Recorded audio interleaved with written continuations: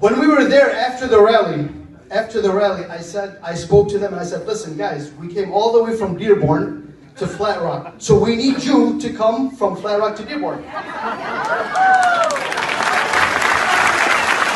here it is. And Russell, Flat Rock, Russell looked at me and he said, can I come to Dearborn? So I said, in my naive self, I thought, okay, maybe he needs a ride. So I said, yeah, take my number. I'm gonna come pick you up and then drive you back, no problem. He said, no, but am I allowed in Dearborn? I said, oh my God. Right at that moment, in that instant, I had a eureka moment. And then I realized something, a light bulb went inside my head. All of these years, the media has been telling people like me that I have to be afraid of people like him. And that same media is telling people like him that he has to be afraid of people like me.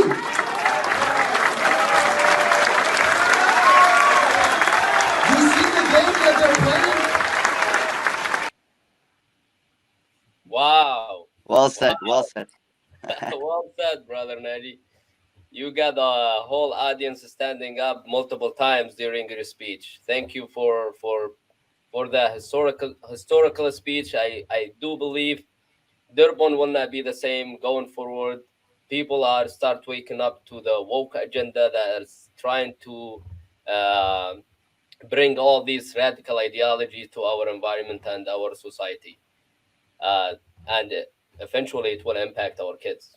So I will start with you, brother Amru, Hizam, and I will let Nagi finish it up with his comments and feedback about how the media is trying to influence and scare and put fears into people, bring communities against each other.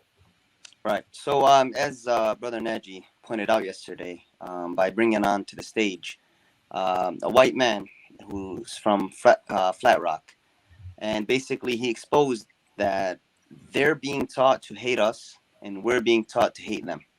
We don't know each other, but this is the message we both receive, and this is the way they maintain control, right?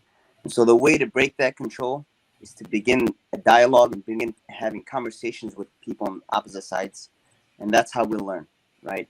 And I think we'll find that we actually have a lot more in common, and we're a lot more aligned in values than the progressive left. Brother, thank you, brother Amro. Nagi, that was really clever. You were able to bring somebody that the media was picturing and painting. These Republican guys are the ones who will try to deport you from this country, close your mosque. They hate you to the point where you cannot go even visit a city where the majority are Republicans. They put that fear into us. And honestly, it worked for so many years. Don't get me wrong, but the whole notion or the majority of these things are start impacting every single Muslim in this country. And the same tactics or fear got put into the other side, which is the Republicans. This is a clear example. A white guy who probably never met a Muslim people coming to a Republican rally, and for the first time he's asking if I can come to Dearborn. Am I allowed to come to Dearborn? How did you feel when he asked you these questions, and what is your feedback about this whole situation? Of course, over the years, alhamdulillah, I get along with pretty much everybody, and so I never thought in a million years that's why he didn't want to come. I never thought in a million years it's because he was afraid. I thought that he really seriously needed a ride to come, so it never entered my mind. But that's why, it's about sometimes we're too attached to our electronic devices. We're too attached to what we hear on TV. But at the end of the day, it's about having human interactions in reality. That's really how you build relationships. And then ultimately, at the end of the day, we're we want the same for our families that other people want the same for their families. We want to have a good education. We want to have our kids to have a better life than we do. And we want to have, like common sense. We're not extremes. We don't go to the extreme left or the extreme right. But the problem is the people in control or the people in power, they have a different agenda than the average normal person here in the US. And now it's up to us. We have to break the cycle. And inshallah, we will do it. We will have a big strike in this election and then keep the momentum going forward. So you mentioned something really, really, really triggered me yesterday night. This election is no longer about Republicans or Democrats. This election is about dignity. And I want to focus on the dignity part, to be honest. Al-Karama, yani. Why did you say that? Because